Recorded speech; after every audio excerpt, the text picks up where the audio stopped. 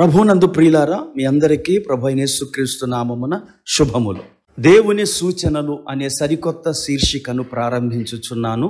ఈ శీర్షికలో భాగంగా భార్యలే సూచనలు పార్ట్ 1 ఈరోజు మీ ముందుంచుచున్నాను. అసలు సూచన అంటే ఏమిటి? జరగబోవు దానిని తెలియచేసే ఒక గుర్తే సూచన.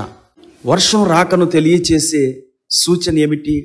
ఆకాశం మేఘావృతం అవుతుంది, చల్లని గాలి వీస్తుంది. అలాగే వృద్ధాప్యమునకు సూచన తల మెరిసిపోవటం. అలాగే చాలా రోగాలకు సూచనగా మనకు జ్వరం వస్తుంది. నా చిన్నప్పుడు కాకి అరిస్తే చుట్టాలు వస్తారు అని అనేవారు. అది ఎంతవరకు నిజమో మీరే చెప్పాలి. పూర్వం గ్రామాలలోనికి క్రొత్తవారు అప్పుడప్పుడు వచ్చేవారు. అలా క్రొత్తవారు గ్రామాల్లోనికి వచ్చేటప్పుడు వారిని చూచి కాకులు అరిచేవంట. ఆ విధంగా ఆ నానుడి వచ్చిందనుకుంటాను. సరే, ఇంతకీ నేను చెప్పేది ఏమంటే, బైబిల్లో దేవుడు చేసిన ఆశ్చర్య కార్యములే కాకుండా అద్భుత బోధనలు, సూచనలు కూడా ఉన్నాయి. అలాంటి సూచనలలో ఒకటి భార్యలే సూచనలు. ఎవరి భార్య ఏమా కదా అంటారా? ఆ విషయానికే వస్తున్నాను. ఇప్పుడు యెహెజ్కేలు గ్రంథం 24వ అధ్యాయం 16వ వచనాన్ని చదువుదాం. నరపుత్రుడా, నీ కన్నుల కింపైన దానిని నీ యొద్ద నుండి ఒక్క దెబ్బతో తీసివేయబోచున్నాను. నీవు అంగలార్చవద్దు, ఏడవవద్దు, కన్నీరు విడవవద్దు. ఇది యెహెజ్కేలుకు దేవుడు చెప్పిన మాట. దేవుడు ఈ మాట సెలవిచ్చాక అతడు ఆ ఉదయాన్ని మీటింగ్కి వెళ్ళాడు, దేవుని వాక్యాన్ని బోధించాడు. సాయంకాలం అయ్యేసరికి తన భార్య చనిపోయి ఉన్నది. యెహెజ్కేలు యొక్క భార్య చాలా అందంగా ఉంటుంది. అలాంటి అందమైన భార్యను తీసేసుకుంటానని దేవుడు చెప్పాడు. నేను నీ కన్నులకు ఇంపైన దానిని తీసివేసిన తర్వాత నీవు ఏడవవద్దు, సరికదా? శిరోభూషణాలు ధరించుకొని చెప్పులు వేసుకొని తిరుగు, ప్రజల ఆహారాన్ని తినొద్దు అని దేవుడు చెప్పాడు. శిరోభూషణాలు అంటే తలపాగా, పెండ్లి సమయాల్లో పెండ్లి కుమారులు ధరించే తలపాగా. భార్య చనిపోతే యెహెజ్కేలు ఇలా ప్రవర్తించి భార్యకు అంత్యక్రియలు చేశాడు. కంటి నుండి చుక్క నీరు రాలేదు. చాలాసార్లు మనం చనిపోయిన వారి ఇళ్ళకి వెళ్ళినప్పుడు అక్కడ కొంతమంది ఏడుస్తూ ఉంటారు. కొన్ని చోట్ల ఎక్కువగా ఏడుస్తారు, కొన్ని చోట్ల అసలు ఏడవరు. ఎక్కువగా ఏడ్చారని ఎక్కువ ప్రేమ ఉన్నట్టు, ఏడవలేదని అసలు ప్రేమ లేనట్టు కాదు. యెహెజ్కేలు ఏడవలేదు.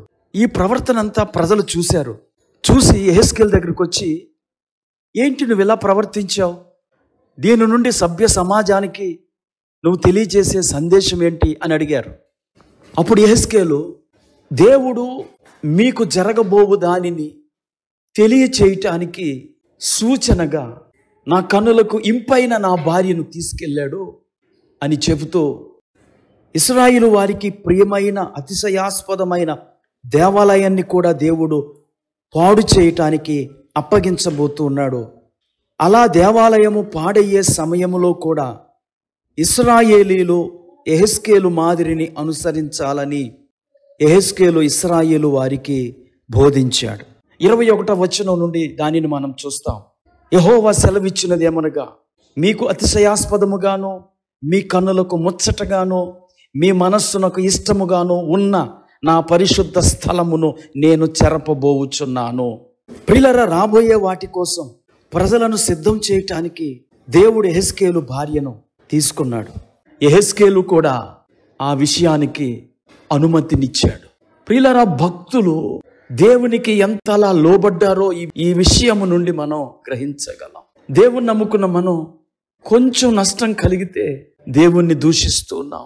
కానీ భక్తులు దేవుని కొరకు కుటుంబాలను పోగొట్టుకున్నారు, ఆస్తుల్ని పోగొట్టుకున్నారు, ఉద్యోగాల్ని, పేరు ప్రఖ్యాతుల్ని పోగొట్టుకున్నారు. అయినా వారు దేవుని ఉద్దేశం నెరవేరిందని సంతృప్తి చెందారు. ఈరోజు క్రైస్తవులైన మనం, దేవుడు మన జీవితంలో ఏది చేసినా అది దేవుడు తన మహిమ కొరకే చేస్తాడని నమ్మి దేవుని చిత్తానికి మనం అప్పగించుకోవాలి. యోబుకు సమస్తము పోయింది, యోబు దానిని అంగీకరించాడు. అలా పోవడానికి గల కారణం యోబు కాదు, దేవుని సంకల్పములో భాగం, దేవుని పరీక్షలో భాగం. అయితే ఆ తరువాత యోబును దేవుడు రెండింతలుగా ఆశీర్వదించాడు. ఈ మాటలు వింటున్న ప్రియ సోదరి సోదరుడా, నీ జీవితంలో ప్రస్తుతం నీకు కలిగిన నష్టం, నీ ఆత్మీయుల మరణం, లేక నీకు ప్రమోషన్ తప్పిపోవటం, నువ్వు ఆస్తిని పోగొట్టుకోవటం, ఆరోగ్యాన్ని పోగొట్టుకోవటం, ఇదంతా దేవుని సంకల్పంలో భాగము. దీన్ని నువ్వు అంగీకరించు, ఆశీర్వదించబడు. ప్రార్థన చేసుకుందాం. కృపా కనికరం కలిగిన మా తండ్రి, నీకు వందనాలు. ఇంతవరకు నీవు మా పట్ల ఏం చేసినా అది మా మేలు కొరకు, నీ మహిమ కొరకే చేస్తావని మేము తెలుసుకున్నాం. నువ్వు చేసే ప్రతిదానిని అంగీకరించే మనస్సును మాకు అనుగ్రహించమని యేసుక్రీస్తు నామములో ప్రార్థించి వేడుకుంటున్నాం. ఆమేన్.